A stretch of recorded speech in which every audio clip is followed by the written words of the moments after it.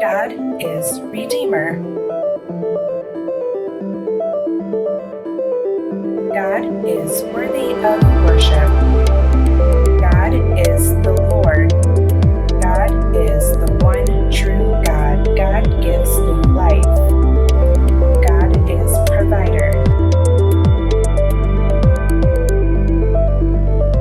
God guides and protects. God desires relationship. God dwells with his people. God never fails. God speaks to us.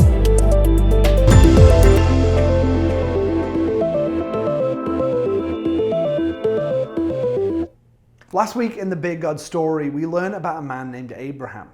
And Abraham was a special guy that God had chosen for a special purpose and task. In fact, God made a covenant with Abraham. A covenant is a special promise. And we know that when God makes promises, he always keeps them. God's promise to Abraham was that he was going to make him and his people and his children a special nation. God was going to make them a strong nation, a large nation, and he was going to make them a nation that were different from all of the others. They would be a nation that would trust God, that would worship God, and that would view God and know God to be the Lord. Because God is the Lord. That means that God is the ruler of all people and all things. And so God was going to make a nation out of these people called the Israelites. And they would be a nation who followed after God. Many years later, God kept his promise. And God's people, the Israelites, were in a place called Egypt. In fact, they lived in Egypt for 400 years. And while they were there in the beginning, it started to go good. They were growing and expanding in number. But because they were getting stronger, they caused some people to be unhappy. In fact, Pharaoh didn't like that. And the Bible tells us that the Israelites became slaves for the people of Egypt.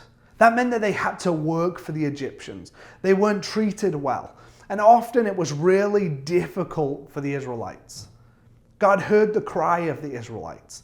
He heard that they were hurting and that they weren't being treated well. And God was going to make something happen about that.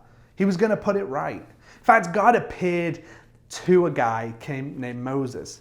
In today's story, Moses, as we're reading, we see that Moses is out in the wilderness. He's shepherding over the flock, the Bible tells us. And in the distance, he sees a fire shoot up. He sees a fire in a bush.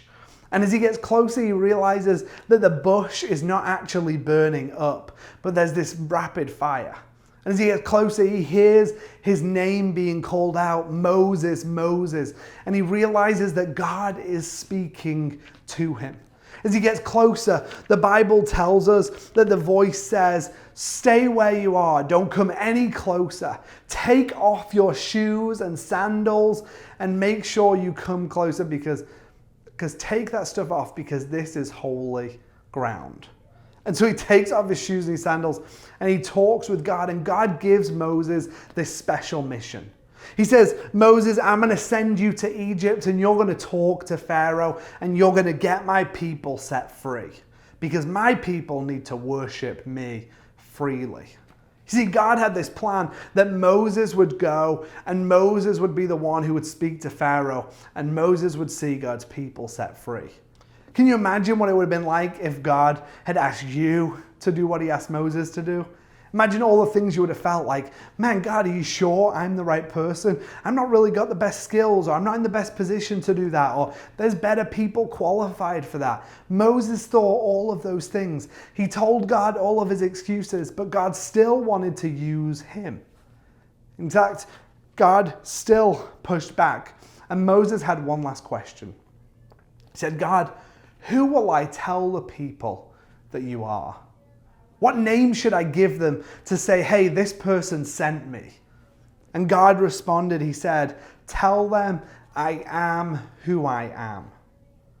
I am who I am? Can you imagine that? That's not a real name. That's not going to be helpful. But what God was saying was, hey, I'm different from everyone else.